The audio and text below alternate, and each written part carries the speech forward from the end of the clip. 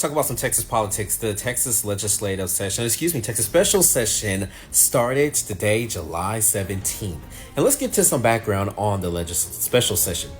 Let me get it right. So the special session is called by the governor. Governor Greg Abbott, he does have the power to create the agenda item list that lawmakers will be discussing. During the legislative session, lawmakers have the power to choose. But during the special session, this is all up to Abbott, and they have 30 days to figure out whatever bills and try to get them passed.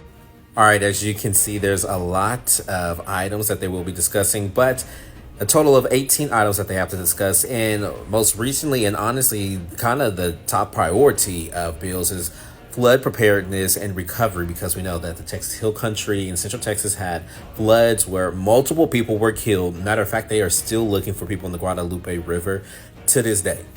Excuse me if I'm talking really fast, but I want to get through all of this. So they want to improve the flood warning systems, because we know that a lot of people were asleep when this happened on July 4th. They also want to improve flood emergency communications. Again, a lot of people were asleep when this happened, and so they said they weren't aware of it. They also want to speed up the process as where people could get relief funding and get it for people who are eligible for FEMA public assistance. They also want to streamline the regulations to speed up preparedness and recovery in case of natural disasters in Texas.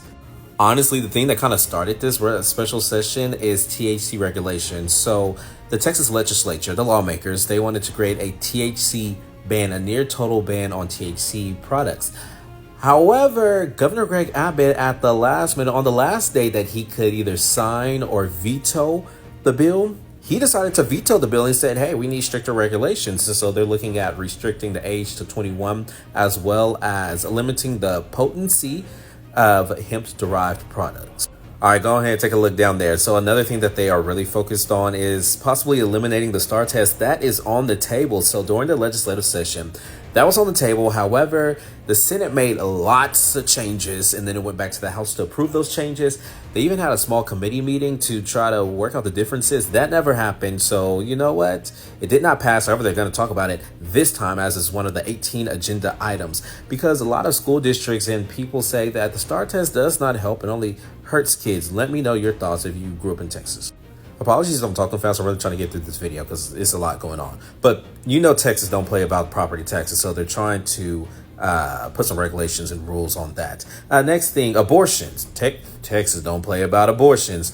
So not really fully sure what this is about. They didn't give too many details, but some type of abortion laws.